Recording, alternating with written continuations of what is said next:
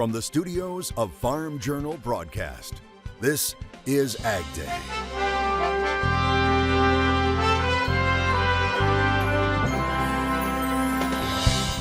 If you grow it, they will come. When people come and tell us that coming here and seeing this field is a lifelong dream, we know what they mean. Meet the brothers helping to make tonight's Field of Dreams game come true. How higher food prices are changing the way we shop at the grocery store, as drought impacts more than just farmers' bottom lines. It's horrible. I don't know that there's any other way to describe it. The latest as the cost of the drought starts to add up right now on AgDay. Good morning, I'm Clinton Griffiths. The drought isn't just impacting crops grown out in the field right now. It could be felt for years to come. Texas Tech University taking a look at the drought in the Texas High Plains and the benefits of crop insurance. Now, the research funded by the USDA Office of the Chief Economist. It says most analysts believe the entire production of dryland cotton has been lost this year, as well as significant portions of irrigated crops due to drought. Total losses are expected to be between 50 and 80% of total production, with 65% being the most likely loss. Cotton production represents about 15% of total economic activity in the High Plains area. However, researchers believe the existence of crop insurance reduces the magnitude of the potential economic loss by as much as 60%. There were some that were hanging on because there were some prospects for rain, a week or so ago. That never really materialized. We had a few, hit and miss showers in places. But I think for the most part, everybody's sort of shutting down and cutting off and getting the insurance adjusters out, except for those rare places where people were managed to hang on and keep a crop going. But that is just few and far between. Now, overall, researchers say losses could total $2 billion, representing a reduction of nearly 10% in regional economic activity for the Texas High Plains. But the drought problems aren't confined to just the High Plains of Texas. In the north central plains of the state, it is much the same. Texas Farm Bureau recently speaking with one farmer who says he lost all of his crops. We could have 8 inches tomorrow and we still wouldn't catch up. What we're going to have to do if we get a rain is just survive the year, because we've already lost our crops, we've lost our grazing, we've sold our cattle. If it started raining tomorrow, you're still behind the 8 ball. My name's Robert Payne, and I'm here in Bosque County. I have farmed and ranched, coming on nearly 50 years. I grow wheat, mallow, corn, and cotton. I run a cow-calf operation. Been here all my life. I've been through some droughts, but this I think is probably the worst one because it's been so long term. Last measurable rainfall, I guess, had to be back in the winter. The difference in 2011 was we did have some spring rains. This year, since we didn't have any spring rains, we didn't make a crop. My wheat was unharvestable. The corn failed, mallows failed. I actually turned them cattle onto my mallow because it wasn't even going to make. I'm feeding the corn stalks, feeding them protein to keep them as healthy as possible, and just trying to kick the can down the road till hopefully the next rain comes. Water's tough. Behind me I have one tank that's dry, just down the road, another tank's dry. My third tank's going to be dry probably in a week. You can look at this hayfield. Walking over this, kind of like walking over post toasties. It crunches. There's no moisture there. Usually we can survive a drought, but this year, the inflation, the fuel, fertilizer, you have all these input costs, and then you don't get a crop. Well, now you're being hit from every direction you could think of. That just enhances the financial problems that farmers and ranchers having today. Farmers saying next year will be better. The only problem with next year is how many of us is going to stay in the business. I know several of my friends and allies, they've thrown in the towel. I'm not there yet. It's my calling. But if it doesn't rain and we doesn't have anything for the cattle to feed in the fall and winter, then you may be forced to, whether you want to or not.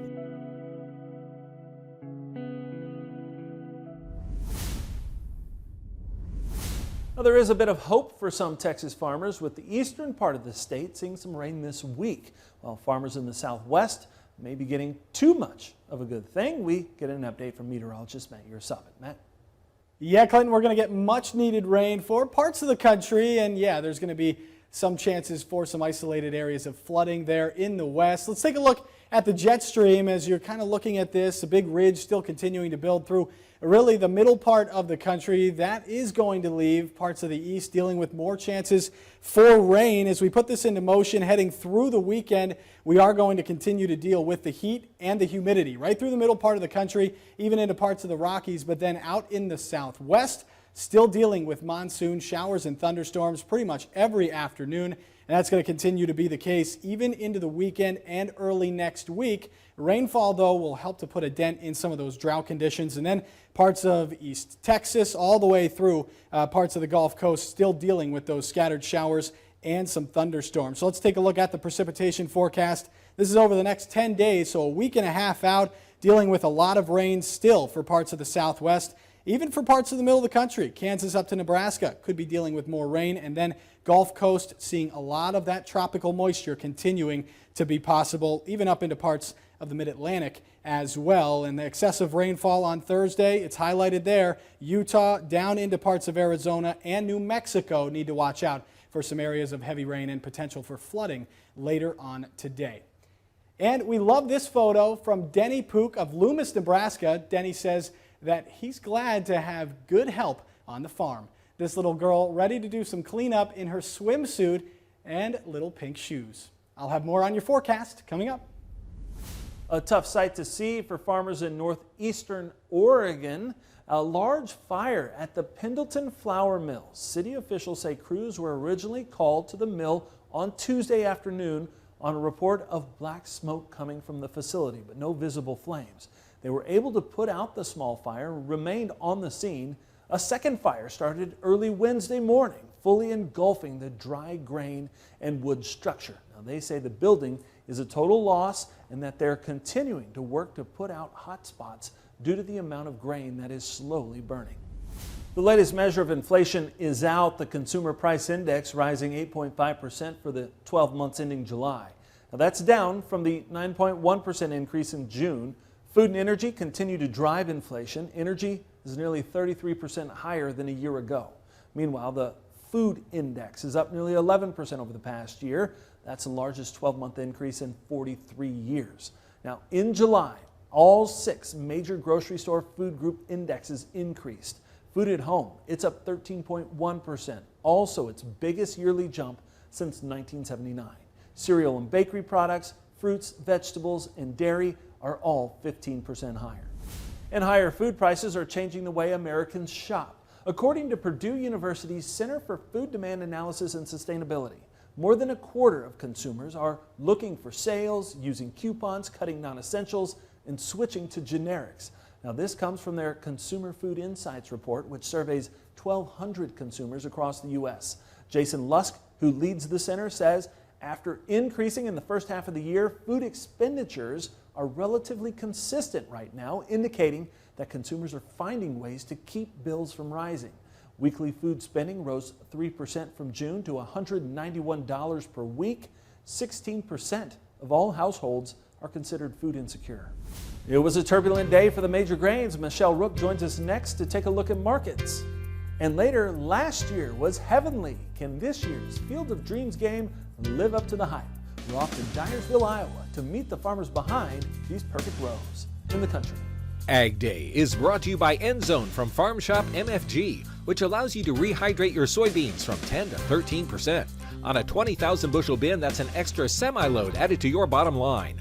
Order your EndZone fan by August 15th and receive 13% off.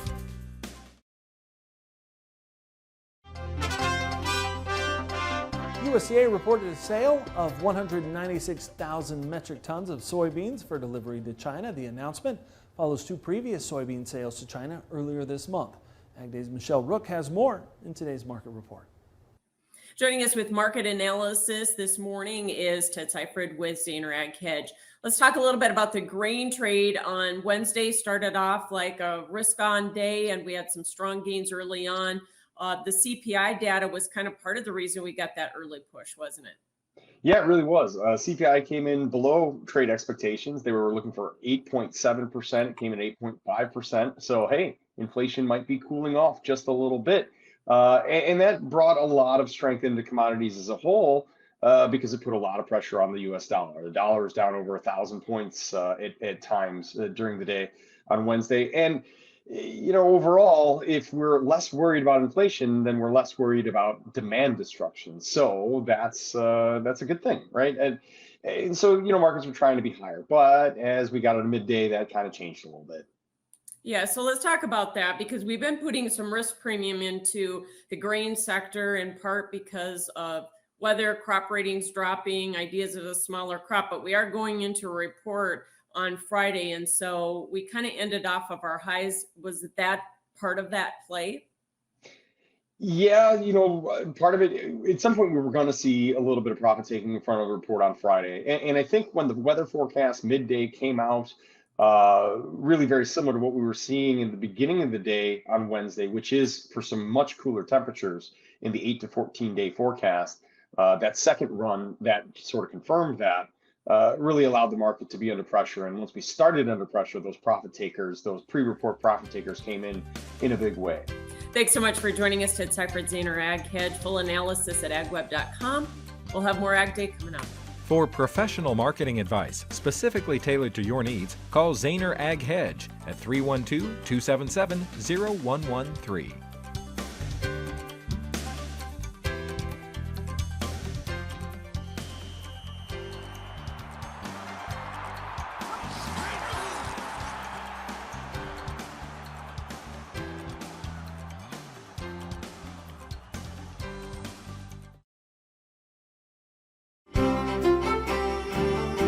Bright sunny day over Western Europe. This satellite photo showing a nearly cloudless sky. But all that sunshine not needed right now as Europe is dealing with another extreme heat wave with temperatures reaching into the triple digits in Spain and France. Focusing in on France and the UK countryside, you can see the change from May to August as heat and drought turn the landscape from green to brown. Clearly visible from space. Now the current heat wave is the fourth for this region since June.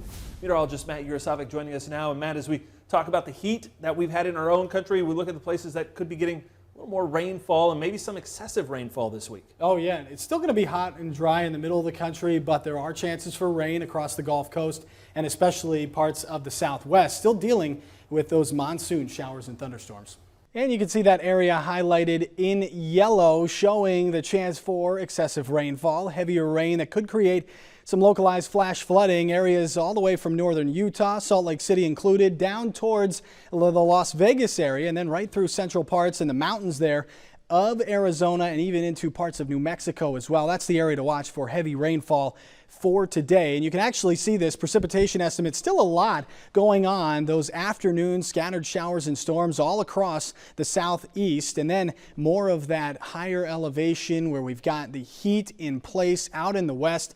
Those drought conditions in place as well, but dealing with afternoon showers and storms. And again, the heavier rainfall potential back there in the west is elevated for today. High pressure in the center of the country with kind of a stalled out front off to the east. And then you've got the upper low kind of spinning there, bringing in the chance for those showers and storms during the afternoon. You see them pop up right here. They'll continue through the evening and then dissipate before coming back again by tomorrow afternoon. Another weak system coming up through parts of the northern part of the country. Upper Great Lakes going to start to see some of that as well. That's going to slowly drift through the upper Midwest and Great Lakes heading into Friday as this stalled out front pushes off the coast. Takes a lot of the moisture with it. Still dealing with some showers and storms though along the Gulf Coast, and you see where it's dry in the middle of the country. Still going to be hot and humid there. Temperatures in the 90s and even triple digits possible this afternoon.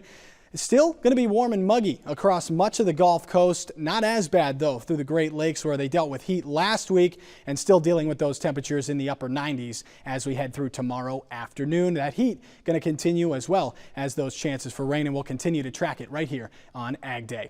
That's a look around the country. Now let's take a look at the weather where you live. Mullins, South Carolina, partly cloudy with evening storms, a high near 91 degrees. Mostly sunny with a chance of an evening storm in Mason City, Iowa, high near 79, and Payson, Arizona, heavy rain and thunderstorms, high near 88. Technology Days is back, August 25th through the 27th. Come see for yourself why this annual event draws thousands of farmers to Atlanta, Indiana. Learn more and register today at bexhybrids.com/fieldshows.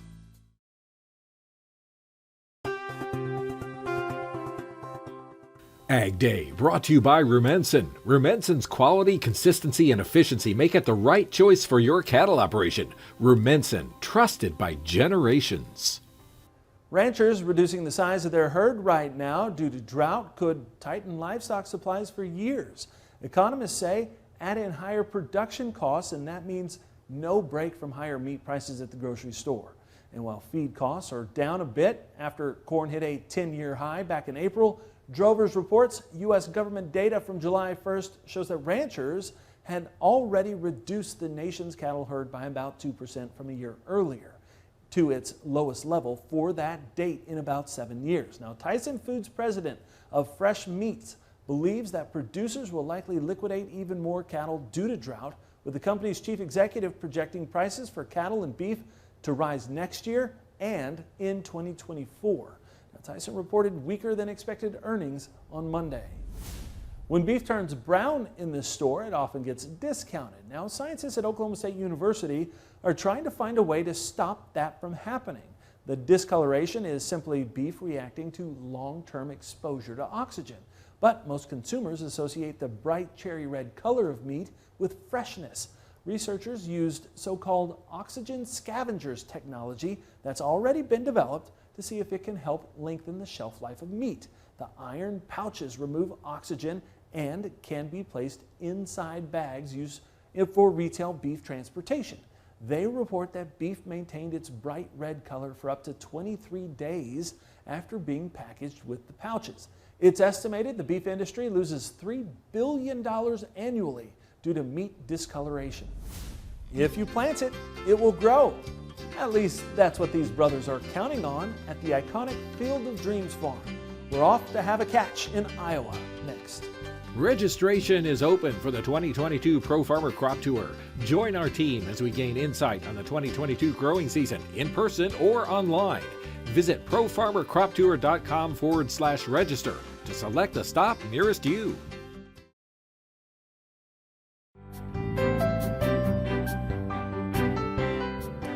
Well, it started last year and now it's back. The Field of Dreams game taking place again tonight at the legendary site of the 1989 iconic baseball movie that started it all. The scene, Dyersville, Iowa. The game between the Cincinnati Reds and the Chicago Cubs. A pathway through a cornfield leads fans and those famous players to the ballpark. It's the only game probably where there's an official corn seed, and this year it's DeKalb. The company putting together this video about the brothers behind that cornfield and their role in keeping the legacy alive.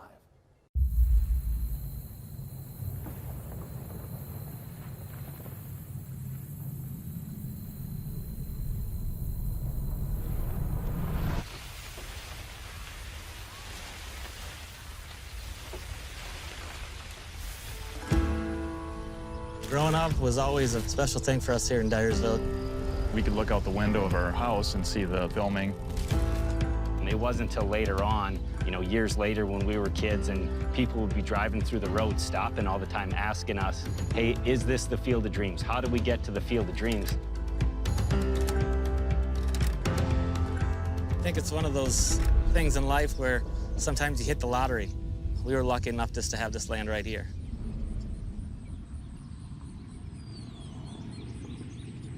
Working together is one of the best parts of it.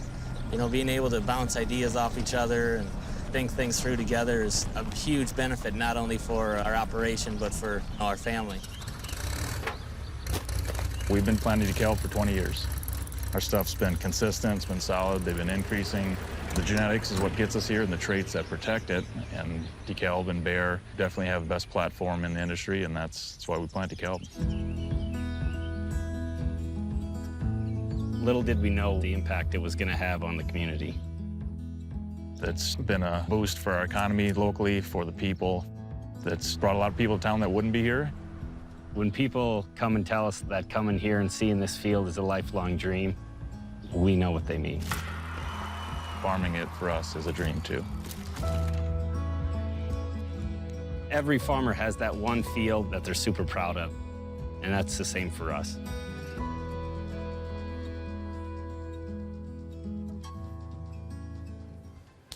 And we want to thank DeKalb for sharing that story with us. That's all the time we have this morning. We're sure glad you tuned in.